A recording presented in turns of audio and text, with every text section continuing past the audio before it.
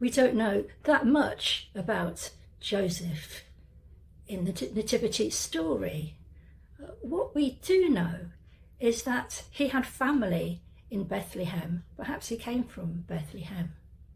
It is likely that Mary and Joseph had been part of an arranged marriage from childhood, and so they might not have seen that much of each other. And just to explain that the Jewish system of marriage was quite different from our own, in that there were 3 different stages. The first stage was the betrothal, which was a legal marriage that would have taken place, but without a big party.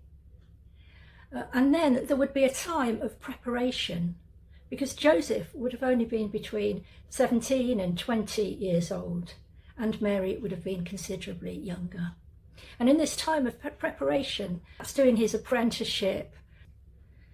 And then the third stage of the marriage was the marriage feast, the wedding itself, where the two would come together.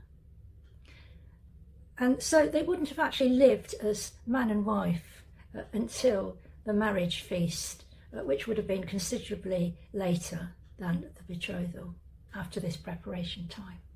And so perhaps that just helps to put things a little bit into perspective, because here we're finding that Mary, his beloved, his betrothed, is pregnant. How do you think he must have felt? It was like a betrayal.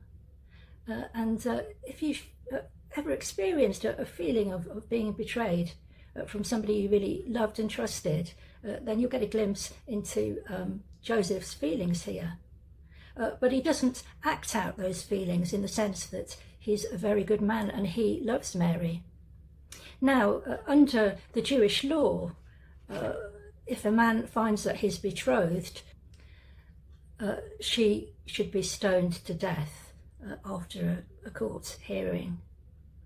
Now, of course, Joseph doesn't want to go that far, but he does decide that he is going to discreetly divorce her. And then he has this dream where the angel, perhaps it was the same angel that appeared to Mary, this angel comes to him in a dream and he says, "It's okay, Joseph, don't be scared." Well, you would be scared, wouldn't you? Because if your betrothed had become pregnant, you would be thinking, well, I can't trust this person. Do they really love me? What's happened? What's happening? But the angel says, don't be scared to marry her, and explains that this child within her is of the Holy Spirit. This is a God thing. This is a miracle.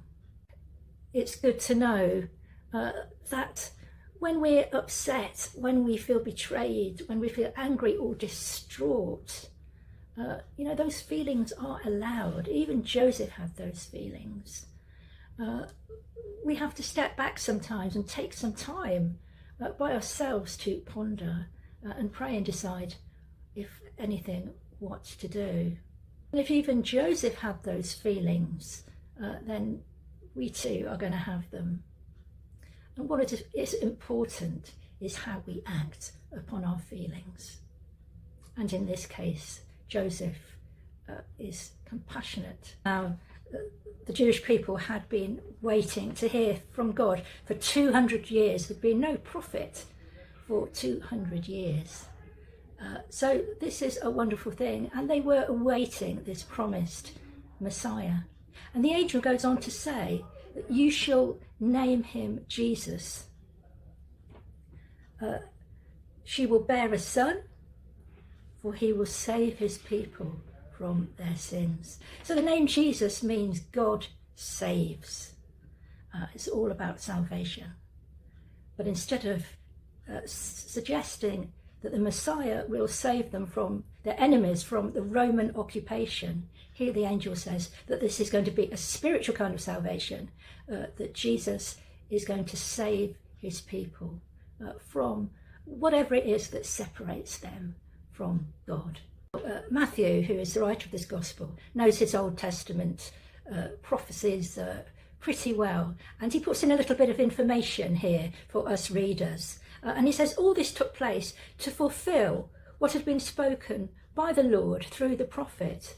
Look, the virgin shall conceive and bear a son, and they shall name him Emmanuel, which means God is with us. So when Joseph awakes from his dream, it says that he went and did what the Lord commanded him. He took Mary as his wife, and you know the rest of the story. It was a very small place. Everybody would have known their business.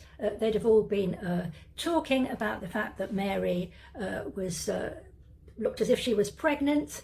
There would be lots of conversations going on, no doubt. Who is the father of this child?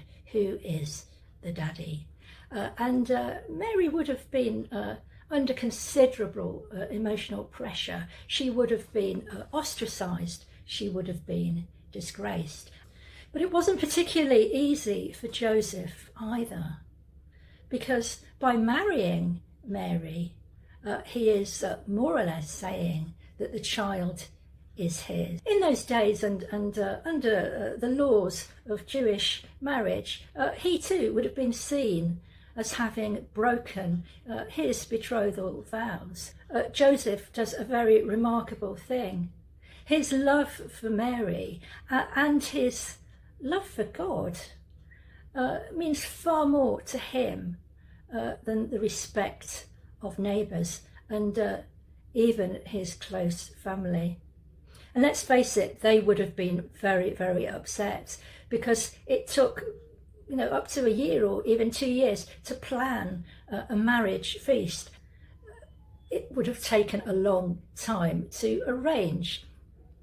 White garments had to be made for every marriage guest to wear at the wedding. It was really something to look forward to, and both families would have been incredibly disappointed. I think that Joseph's family would have been extremely disappointed with him too for breaking his betrothal vow, as they would have seen it had he been the father of Mary's baby. Soon after this, they had to go to Bethlehem anyway, because Joseph was of the tribe of Judah. So his genealogy went back to King David. Interesting, because all the prophecies in the Old Testament said that the Messiah would be a descendant of King David.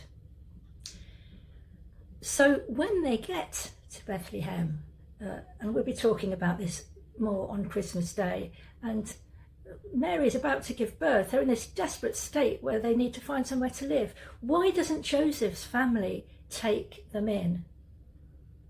But we find that everywhere they go, there is no room. And so it's possible that Joseph too was being ostracised by his family because of the disgrace that he'd supposedly brought upon the family name. So despite his youth, he doesn't give in to the easy way, or the way that exonerates him from shame.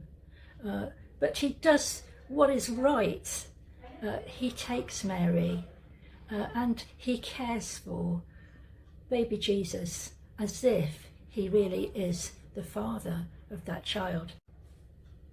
It's interesting because it says at the end of that passage that Joseph names the baby Jesus.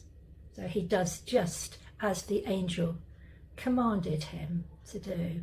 And that Jesus, which was a very common name, there were lots of Jesuses about, it means God saves. But in this case, Matthew's put in a little bit more, God saves his people from their sins.